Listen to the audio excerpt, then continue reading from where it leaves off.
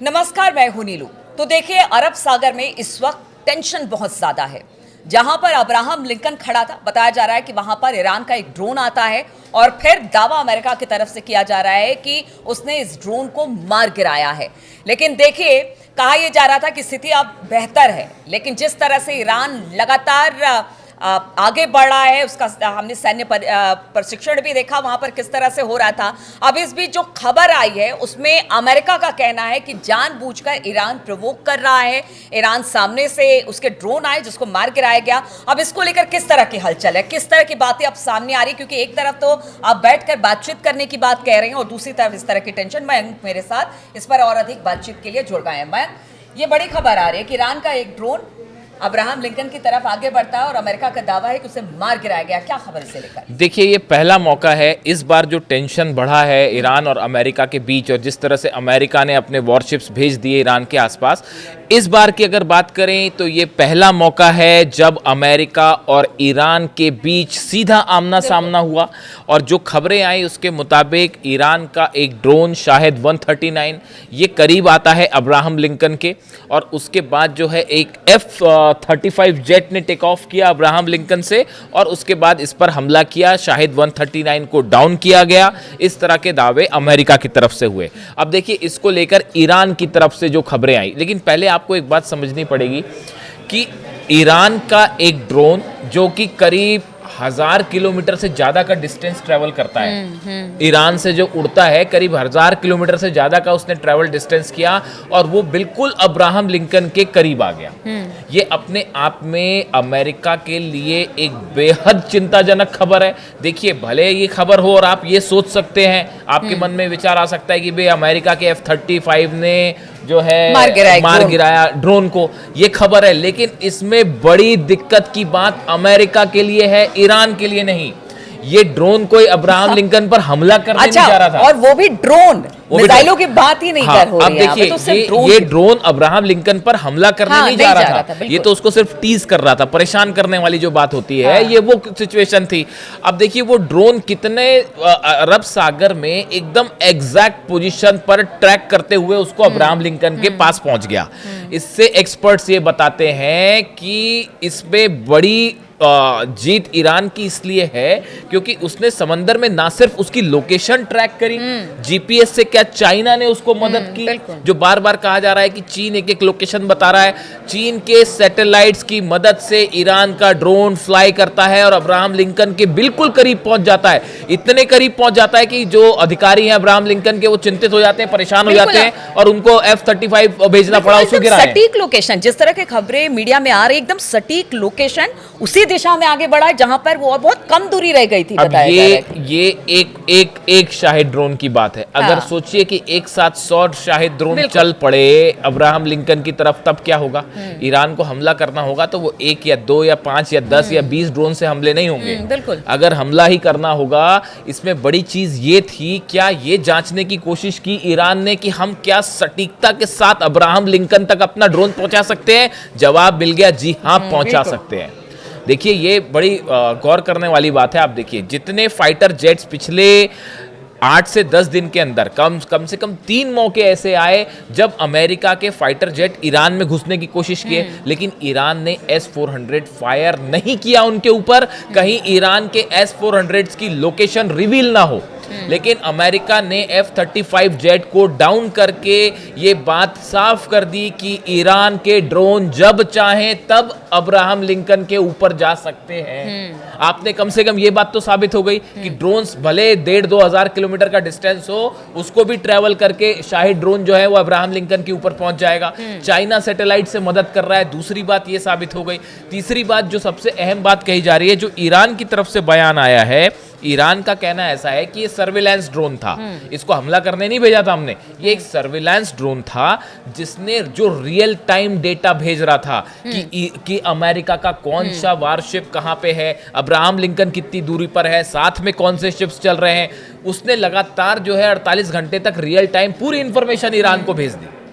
पूरी इंफॉर्मेशन जो मिशन था इस ड्रोन का वो पहले ही कंप्लीट हो चुका था, क्योंकि रियल टाइम इंफॉर्मेशन आ रही थी ईरान के पास। और उसके बाद आखिरी में ये हुआ कि शायद हो सकता है कि ये जांचने की कोशिश थी कि क्या एग्जैक्ट लोकेशन तक जा सकता है अब्राहम लिंकन तक, या फिर एक प्रकार से आप देखें कि जिस तरह से अब्राहम लिंकन ओमान की खाड़ी से पीछे हटा और अरब सागर में आया, एक प्रकार का चुनौती देने की कोशिश। जब F-35 जेट या F-16 जेट या F-15 जॉर्डन के रास्ते इराक से की बॉर्डर से ईरान को चैलेंज करने की कोशिश करते हैं, तो ईरान भी तो अपना ड्रोन बिल्कुल भेज यही के मैं challenge कहना कर चाह सकता बिल्कुल है। यही मैं कहना चाह रही थी कि एक तरह से चैलेंज के तौर पर भी है कि देखिए आप कहीं भी रहिए, अगर चीन के सैटेलाइट हमारे साथ है तो फिर आपकी लोकेशन Reach में ढूंढने है में आप। हमको बहुत ज्यादा दिक्कत नहीं आप होगी। पहुंच के बाहर नहीं है, ये है। संदेश देने की हाँ। कोशिश की गई। आप इसको ऐसे कुछ लोग ये सोच और सकते ये हैं। अमेरिका ने कहा है कि देखिए वो जानबूझ के बुली करने की तरह एक तरह से देखिए कोशिश सेंटकॉम की। जो आप कह रही हैं, हाँ। वही सेंटकॉम के जो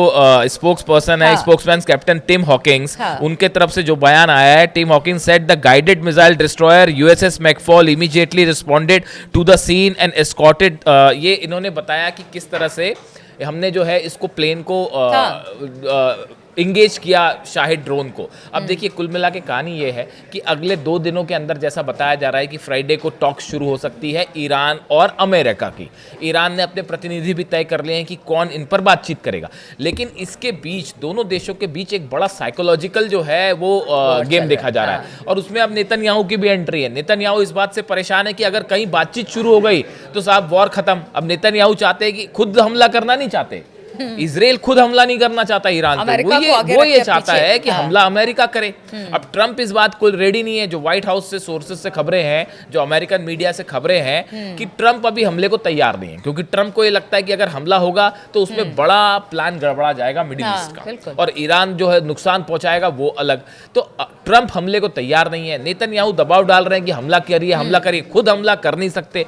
इस सिचुएशन में एक बड़ा देखिए इसी बीच में एक और बड़ी खबर है कि कल क्या हुआ जब ये आपका ड्रोन वाली जो भी सिचुएशन बनी, इसी समय स्ट्रेट ऑफ हॉर्मूज में अमेरिका का एक जहाज, बिल्कुल हाँ, मैं इस पे ही पूछने वाली थी कि ये क्या हुआ। देखिए बड़ी इंटरेस्टिंग खबर है ये। हाँ। देखिए कल क्या हुआ, हॉर्मूज का जो इलाका है, हॉर्मूज का बड़ा छोटा इलाका है ईरान के पास, आप समझते हैं, वहीं से सब जहाज वहीं से गुजरते हैं। अमेरिका का एक जहाज वहां से चलता है और वो वहां से क्रॉस कर रहा है, और वो ईरान का जो सीमा है पानी की उसके बेहद करीब पहुंच गया था।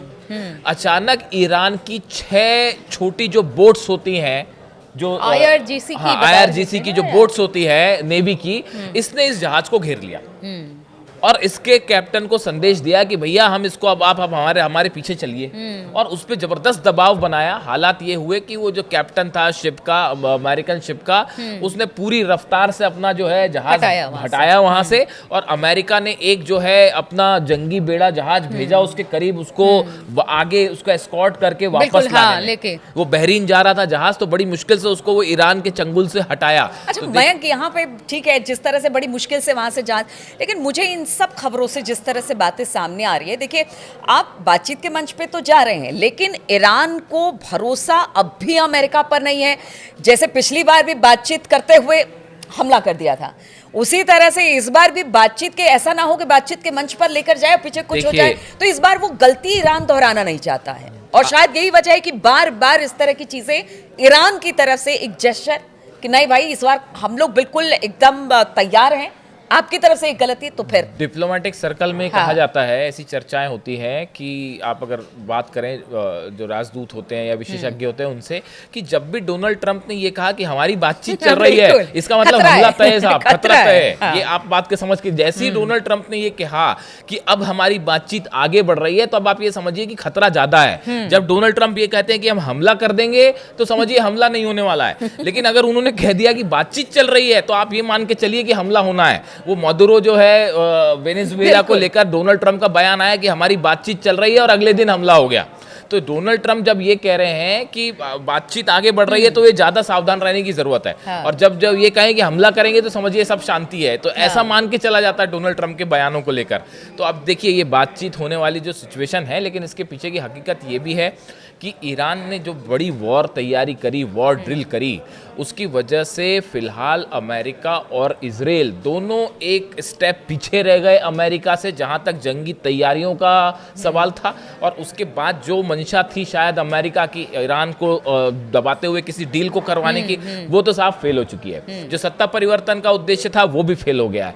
जो मिसाइल्स को रोकने का प्रोग्राम था वो भी फेल है। ईरान कह रहा है हम बात ही नहीं करेंगे उस पर, डील तो बड़ी दूर की बात है। तो अब बचता क्या है? बचता है न्यूक्लियर डील, जिसको लेकर अब फ्राइडे को देखते हैं कि क्या होता है। और इस बीच मुश्किल में है नेतन्याहू कि अगर भाई डील किसी तरह की हो गई, तो जंग रुक गई, तो वो मिसाइल्स हमेशा के लिए इजराइल के एग्जिस्टेंस के लिए खतरा बन जाएगी। तो देखिए, छोटी छोटी घटनाएं जरूर सामने आ रही है ईरान और अमेरिका के टेंशन के बीच में, लेकिन यही कहा जा रहा है कि ईरान बार बार ये बताने की कोशिश कर रहा है बातचीत तो हम कर सकते हैं, बातचीत के लिए हम तैयार भी हैं, हम युद्ध नहीं चाहते, लेकिन साथ ही साथ वो इसकी तैयारी करके भी बैठा है कि अगर युद्ध की स्थिति बनती है तो पिछली बार जिस तरह से उस पर हमला हुआ और नुकसान ईरान को उठाना पड़ा, अब उस नुकसान के लिए और ईरान तैयार नहीं है, इसलिए हमले का जवाब हमला होगा। इसीलिए इस तरह की गतिविधियां लगातार देखने को मिल रही है। अब फ्राइडे तक का यानी शुक्रवार तक का इंतजार करना पड़ेगा, उस दिन जब दोनों देशों के राजनयिक बैठेंगे, क्या बातचीत होगी, क्या कुछ निकलकर सामने आता है, इस पर हमारे भी नजर रहेगी। बहुत बहुत शुक्रिया